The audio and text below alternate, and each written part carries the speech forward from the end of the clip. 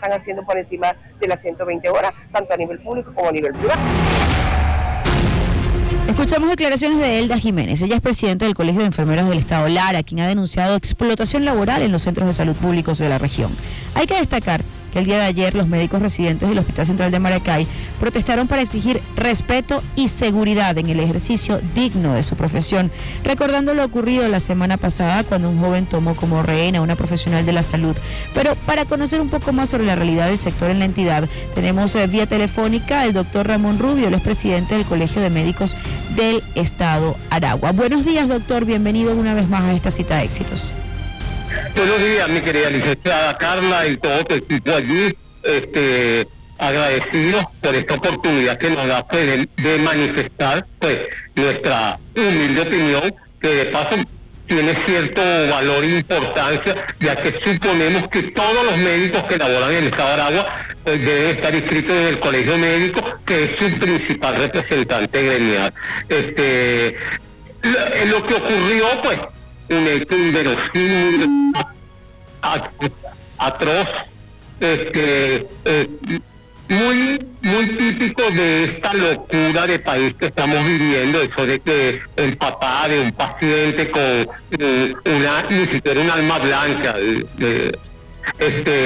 amenazó a una de nuestras médicos del hospital porque no han intervenido quirúrgicamente a su hijo. Pues es una cosa de locura. ¿De locura por qué? Porque por varios motivos.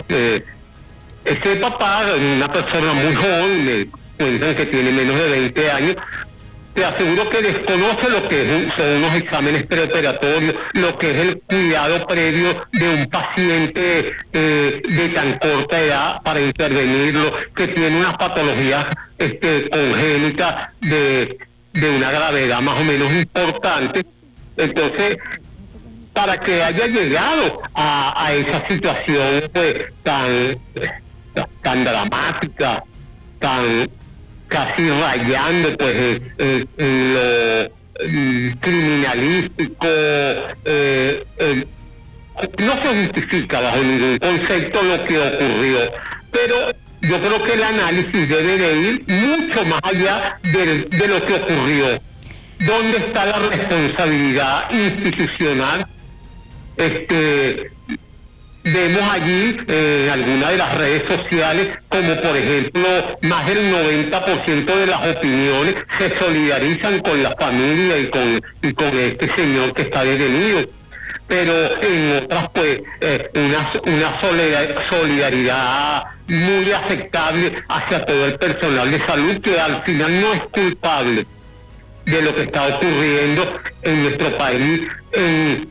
Seguimos en una continuada crisis compleja humanitaria. Le guste que no le guste el término, el hecho de la carencia de insumos médicos quirúrgicos, el déficit de personal que raya casi el 50%, y hay otra serie de factores que, por supuesto, aunque no justifican en ningún momento y bajo ninguna condición lo ha realizado por este papá de este niño que requiere ser intervenido, es dramático lo que está sucediendo, y bueno, esperemos que hechos como este no se repitan. ¿Aló, me escucha? Ajá, doctor Rubio, una pregunta. En el Adelante. caso del Hospital Central de Maracay, ¿hay plaza para cuántos doctores, por ejemplo, en el área de pediatría, en cuanto al posgrado? Porque entendemos que el Hospital Central de Maracay es un centro de formación donde pues cada año hay plazas para que traumatólogos, pediatras y otras especialidades puedan hacer sus estudios de formación allí. ¿Es así? Sí, el Hospital Central de Maracay, o el sistema autónomo que representa el hospital, es el principal centro formador de cuarto nivel del área de posgrado en el centro del país, independientemente de los hospitales de la ciudad capital. El Hospital Central de Maracay es uno de los, como digo, principales formadores en casi todas las especialidades.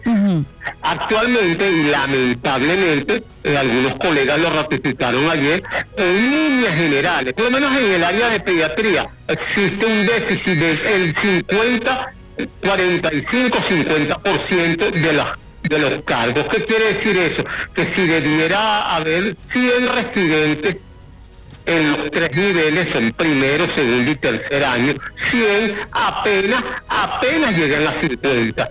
Entonces, ¿por qué? Por múltiples razones que pudiéramos estar horas conversándolas, pero básicamente la inseguridad sería lo de menos. Las condiciones inadecuadas para el ejercicio de la medicina y por lo tanto de la formación de nuestros jóvenes médicos en médicos especialistas. Entonces, cómo tienen que enfrentarse día a día a las patologías, en este caso del sector de los pacientes pediátricos, con las manos vacías, sin los recursos, donde el hospital no cuenta ni con un ecógrafo, equipo básico, para que sea de rutina que todos los pacientes pediátricos se les haga un ecosonograma. Estoy hablando de cosas básicas, de exámenes paraclínicos preoperatorios, en este caso específico. Casi ningún, más del 80% de los exámenes preoperatorios tienen que hacerse en la calle, en el ejercicio privado o en instituciones que tengan corte social, como los amanes, la Cruz Roja, ese tipo de instituciones, las fundaciones tratan de dar precios preferenciales para pueda realizarse estos exámenes. Entonces, pero específicamente lo que me preguntan en cuanto al personal, la carencia es grave. ¿Qué motiva a un médico recién graduado? La necesidad de superarse, de hacerse especialista.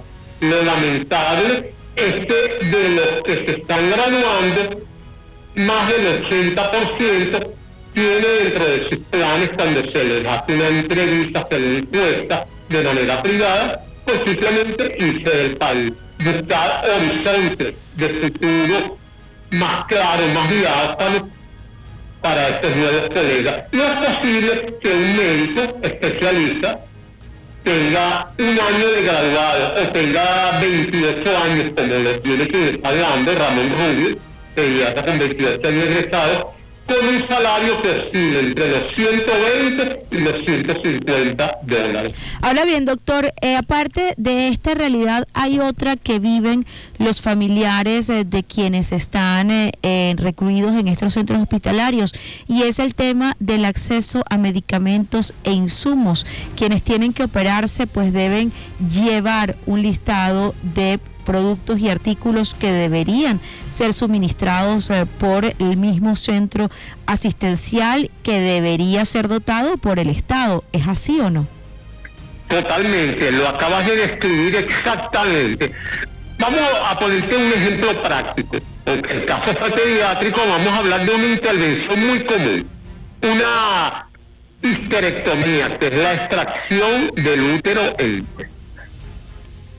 obviamente el paciente femenina que lo necesite, o una colecistectomía, que es la extracción de la vesícula biliar.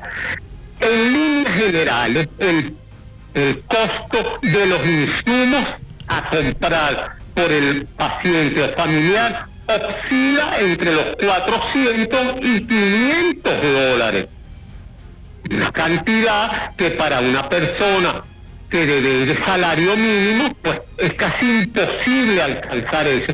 Entonces, ahora vivimos, nuestros procesos de intervención quirúrgica viven de las famosas rifas. Todo el mundo inventa algún método de recaudar fondos para poder comprar los insumos, pide colaboración, vende cualquier cosa que sea vendible y que le pueda generar recursos, pide ayuda a sus familiares en el extranjero, pues el hecho de que los apoyen económicamente. Pero eso no debiera ser así.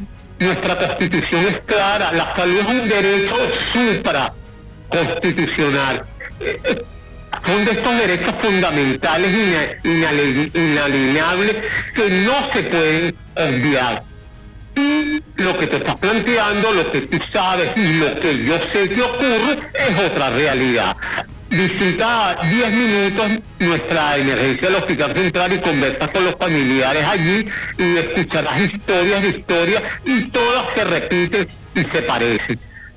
La carencia de insumos, pues, es impresionante. Hay gente que se endeuda, embarga su casa, vende su vehículo para poder intervenir quirúrgicamente o hacer un tratamiento de relativo alto costo a un familiar. Una realidad que además no es culpa de los médicos, ni de los enfermeros, ni del personal que allí trabaja directamente, sino de quienes tienen bajo su responsabilidad las riendas de estos centros asistenciales. Doctor Ramón Rubio, gracias por acompañarnos. El tiempo lamentablemente en radio vuela, me toca despedir, no sin antes darle las gracias por el trabajo que ustedes los médicos hacen a pesar de la realidad que se vive en cada uno de los centros asistenciales públicos de nuestra ciudad. Era el doctor Ramón Rubio, presidente del Colegio de Médicos del Estado Aragua. Muchísimas gracias por su tiempo. Son las 9:56.